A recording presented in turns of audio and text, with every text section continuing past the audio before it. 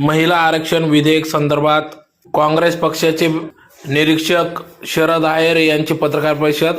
याबाबत अधिकृत अशी की आज दिनांक 22 एप्रिल 2026 रोजी दुपारी 4 वाजता काँग्रेस भवन या ठिकाणी काँग्रेस पक्षाचे पक्ष निरीक्षक शरद आहेर हे दौऱ्यावर आले असताना या ठिकाणी पत्रकार परिषदेचे आयोजन करण्यात आले होते। त्या निमित्ताने या ठिकाणी तर यावेळी पत्रकार परिषदेच्या सुरुवातीला पुणे जिल्हा मराठी पत्रकार संघाच्या अध्यक्षपदी मनोज गर्दे यांची निवड झाल्याने, त्याचबरोबर उपाध्यक्ष रवींद्र नगराडे, सचिव सचिन बागोल, सहसचिव प्राध्यापक मोहन मोरे, प्रांतिक प्रतिनिधी प्रकाश शिरसाट, पुरुषोत्तम गरुड, कार्यकारिणी सदस्य तुषार परदेशी, निलेश परदेशी, कल्पेश पाठक, वीरेंद्र मोरे, शांताराम आहिरे, राम निकुम, रूपक बिरारी, राकेश गाडणकर, अरुण धोबी, पंकज पाटील, आकाश सोनवणे, गोरख गर्दे, संजय पाटील, शरद वेंदे, भास्कर फुलपगारे आदींचा या ठिकाणी काँग्रेस निरीक्षक शरद आहेर यांच्या हस्ते या ठिकाणी सत्कार करण्यात आला।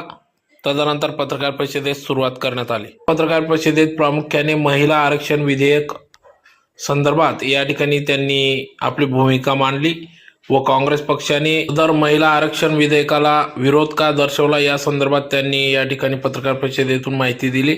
सदर या पत्रकार परिषदेच्या प्रसंगी या ठिकाणी प्रदेश अध्यक्ष काँग्रेस युवराज आबा करंकाड, शहर अध्यक्ष शाब्बीर शेठ, डॉक्टर दरबार सिंग गिरासे, रमेश अण्णा श्रीखंडे, राजेंद्र खैरनार, ॲडव्होकेट सुधीर जाधव, ग्रामीणचे भानुदास गांगुर्डे, प्राध्यापक विलासराव पाटील, महिला अध्यक्षा गायत्री जयस्वाल, महिला नेत्या भावना गिरासे, पप्पू सहानी, ॲडव्होकेट सुधीर जाधव आदी सर्व पदाधिकारी या ठिकाणी मोठ्या संख्येने उपस्थित होते।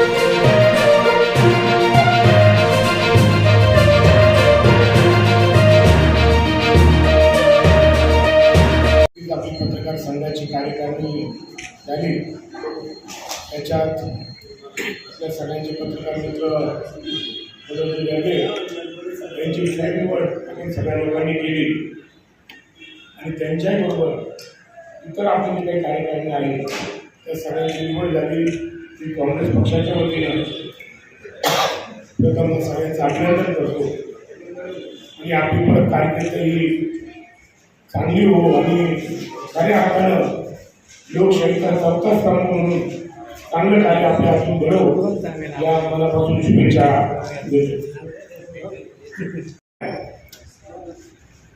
की भारतीय संसदेमध्ये महिला आरक्षण बिल हे नुकतंच आणलं गेलं असं सरकारतर्फे आपल्या सगळ्यांना सांगण्यात आलेलं आहे। मूलतः एक गोष्ट लक्षात घेतली पाहिजे, हे जे काही महिला आरक्षण बिल जे काही आणलं गेलं हे बिल आपल्या सगळ्यांना माहिती आहे 2023 सप्टेंबरमध्ये 19, 20, 21 तारखेला लोकसभेमध्ये सातत्यापूर्वी काँग्रेस पक्षाचे नेते राहुल गांधी आणि काँग्रेसचे अध्यक्ष मल्लिकार्जुन खरगे हे पक्षाला सांगत होते का महिला आरक्षण बिल आपण आणा आणि 2024च्या लोकसभा निवडणुका पार पडणार होत्या आणि निवडणूकपूर्वी संसदेमध्ये भारतीय जनता पार्टीने महिला आरक्षण बिल सादर केलं। ज्यावेळेस सप्टेंबर 23ला 2023चं बिल सादर झालं त्यावेळेस सरकारने हे जे बिल मांडलं हे आरक्षणाचं बिल होतं, परंतु सरकारने त्याबरोबर सगळ्यांच्या मागणीनुसार 2 गोष्टी त्या ठिकाणी केल्या।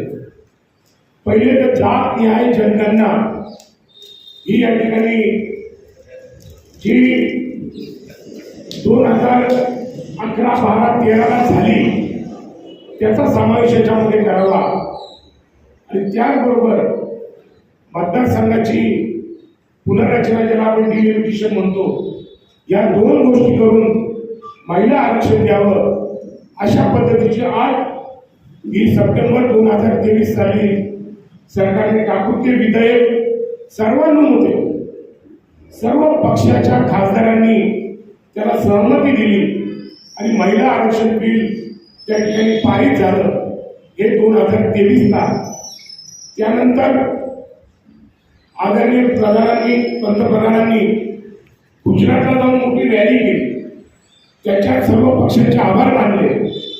आपले सन्माननीय मुख्यमंत्री देवेंद्र फडणवीस यांनी सुद्धा टीव्ही समोर येऊन बाईट दिल्या की महिला आरक्षण बिल आता पास झालेले आणि आमच्या महिला भगिनी या पुढच्या काळात संसदेमध्ये आणि विधानसभेमध्ये दिसतील अशा पद्धतीचं सांगितलं.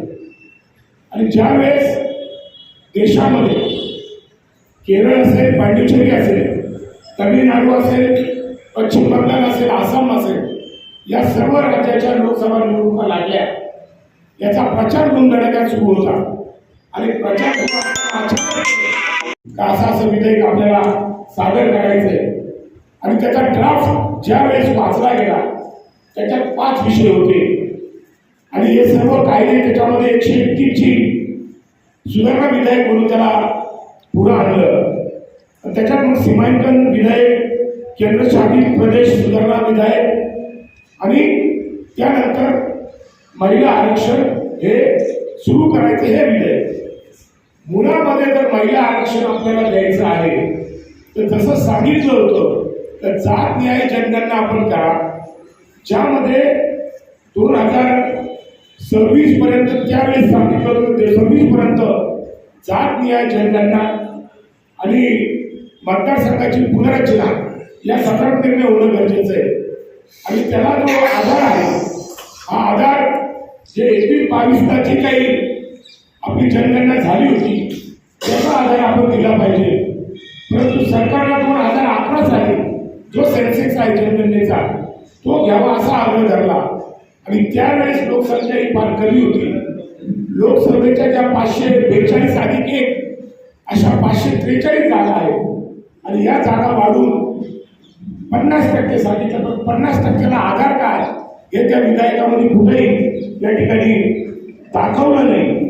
आणि म्हणून याच्यातून एकच निदर्शनात आलं, महिला विधेयक फक्त मुखोटा होता जे की 2023ला पास झालेले, परंतु महिला विधेयकाच्या आडून भारतीय जनता पार्टी हे विधेयक फक्त मतदारसंघात पुनर्रचना करायची या मुद्द्यावरती पुढं आणलं गेलं आणि सर्व विरोधी पक्षांनी त्याला विरोध केला. महिला आरक्षणाला विरोध झालेला नाही, ते ऑलरेडी पास झालेलं आहे. विरोध कशासाठी केला तर जी तुम्ही मतदारसंघाची पुनर्रचना करणार आहात त्याच्यासाठी विरोध केला. तो यासाठी केला का जी काही जनसंख्या वाढलेली आहे आज जो दक्षिण भारत आहे तर त्यामध्ये महाराष्ट्रापासून आपण सुरुवात करूया. महाराष्ट्र असेल, तमिळनाडू असेल, केरळ असेल, आंध्र प्रदेश असेल, या राज्यांमध्ये आणि त्याचबरोबर जो नॉर्थ ईस्ट आहे या ठिकाणी आसामच्या वरचे जे राज्य आहे, मेघालय असेल, इतर राज्य आहे, इथली लोकसंख्या फार कमी आहे. आणि आज त्यांनी जो 50%चा क्रायटेरिया लावला यामध्ये त्या भागावरती अन्याय झाला असता. कारण गोवा सारखा एक राज्य जिथं 2च खासदार आहे, गोव्याचा 2 खासदारात 1 खासदार झाला असता. आणि प्रत्येक ठिकाणी जे वाढीव पाहिजे जे 23-24% जे म्हणतात 4% त्याचा पर्सेंटेज कमी होऊन दक्षिण भारतामध्ये जे कमी झालं असतं जवळजवळ 7.5-8% हे उत्तर भारतामध्ये ते वाढलं असतं. म्हणजे उत्तर प्रदेशचे आज 80 खासदार आहेत, 80 खासदार उत्तर प्रदेश 120 40-45-50 खासदार हे उत्तर प्रदेशला वाढतात, हरियाणामध्ये वाढतात, गुजरातला वाढतात. अशा पद्धतीने बिहारमध्ये मोठ्या प्रमाणात वाढतात. जर इकडे खासदार वाढले असते तर दक्षिणेतले खासदार कमी झाले असते. जेणेकरून हा प्रादेशिक वाद परत उत्तर भारत आणि दक्षिण भारत हा वाद पेटवण्याचा सरकारचा प्रयत्न होता का हा प्रश्न या निमित्ताने समोर येतो. आणि म्हणून हा वाद टाळला पाहिजे. त्याच पद्धतीने यामध्ये जो सेन्सेस लावलेला आहे सरकारने सांगितलं होतं त्याच्यावेळेस आपल्याला कल्पना आहे. आपले लोकसभेमध्ये आज स्वर्गीय गोपीनाथ मुंडे साहेब, त्याचबरोबर छगन भुजबळ साहेब यांनी सातत्यानं सांगितलं का जात न्याय जनगणना करा. मनमोहन सिंग पंतप्रधान असताना त्यांनी समिती बनवली आणि त्या समितीमध्ये गोपीनाथ मुंडे, समीर भुजबळ खासदार होते तेव्हा, समीर भुजबळ, छगन भुजबळ आणि इतर देशातले ओबीसी नेते टाकून जात न्याय जनगणनेला सुरुवात झाली. तो सेन्सेक्स सुद्धा 12-13 साली सरकारकडे आलेला आहे. पण सरकारनं आतापर्यंत तो प्रसिद्ध केला. तो केला असता आता जेव्हा मतदारसंघाची तुम्ही पुनर्रचना करतात, आरक्षण टाकतात, त्या आरक्षणामध्ये आमचे दलित बांधव असतील, एसटी बांधव असतील आणि विशेषतः ओबीसी बांधव असतील, या सगळ्यांना खासदारकीमध्ये आरक्षण मिळण्याची या ठिकाणी संधी मिळाली आहे. परंतु असं न करता सरसकट 50% मतदारसंघाची वाढ आणि त्या पद्धतीने 850 खासदार आपल्याला करायचे. मित्रांनो, आज 543 खासदार आहेत. 850 खासदार करून आज जर आपण संसदेमध्ये बघतो, दररोज 12-13 तास अधिवेशन चालतं. आपण गणित लावा, एका खासदाराला आजच्या काळामध्ये 15 ते 20 मिनिटापेक्षा जास्त बोलता येत नाही पूर्ण अधिवेशनाच्या काळामध्ये. आणि जर 850 खासदार झाले तर किती वेळ बोलू शकतील ते? त्यांना 2-2, 3-3 मिनिटं येणार नाही. सभापती बोलतो, उठायला सुद्धा संधी मिळणार नाही. म्हणून काँग्रेस पक्षाने विरोध केला की याला बसून एक समिती बनवा. परंतु समिती बनवत असताना या लोकांनी जे निवृत्त न्यायाधीश आहेत किंवा जे यापूर्वी मतदारसंघ पुनर्रचनेवर काम करत होते, या लोकांची मदत घेऊन करायचे, जे आज भारतीय जनता पार्टीच्या जी मिळालेली माहिती त्या रोडवरती आहे. आणि सगळा प्लॅन त्यांच्याकडे तयार होता. 850 पेक्षा जास्त मतदारसंघ जे आहे हे जवळ 60-70% लोक खासदार हे उत्तर भारतात झाले असते आणि 30% खासदार हे महाराष्ट्रापासून खाली झाले असते. आणि आज भारतीय जनता पार्टीचे ज्या ठिकाणी प्रभाव आहे, मग बिहार असेल, उत्तर प्रदेश असेल, गुजरात असेल, इथले मध्य प्रदेश असेल, इतकी खासदारांची संख्या 400 होऊन जाईल. त्यांना 400 पार जे करायचे, जे घटना बदल त्यांना जो करायचा आहे, त्यासाठी हे सगळं उठाणे ही त्यांची होती. महिला आरक्षणाच्या आड काँग्रेस पक्षाने त्या ठिकाणी सांगितलं आमचा विरोध, हे काही आपण पुनर्रचना करताय, जो सेन्सेक्स आपण जाते दाखल केलेला नाही, अजून केलेला नाही, ज्याला आमचा विरोध आहे, पहिला तो करा आणि नंतर आपण या ठिकाणी मतदारसंघाची पुनर्रचना करा. परंतु 2023 साली आपण जे आरक्षण या ठिकाणी दिलेलं आहे, त्या आरक्षणानुसार 543 जागेमध्ये आपण या ठिकाणी 33% आरक्षण द्या आणि 33% आरक्षण देऊन आपल्या 180 महिला खासदार, आज ज्या 60-70 आहे, अजून 100 खासदार आपल्याला वाटतील, तिथं त्यांना प्रेरित द्या. परंतु भारतीय जनता पार्टी त्याला तयार नाही. जर तुम्हाला खरंच महिलांबद्दल कळवळ आहे, तुम्हाला वाटत असेल तर महिलांना आरक्षण द्यावं, तर त्या 543 पासून काय फरक पडतो? पण देणार नाही त्याला. कारण भारतीय जनता पार्टीचे जे काही महिला विरोधी नेते आहेत, खासदार आहेत, आपण बघितलं, सिंगर असेल, या ठिकाणी जो कुस्तीपटूचा छळ केलेला खासदार असेल, हे सगळे भारतीय जनता पार्टीतून येतात. त्यांच्या उद्या मतदारसंघ जरी दूर झाले तर काय होईल?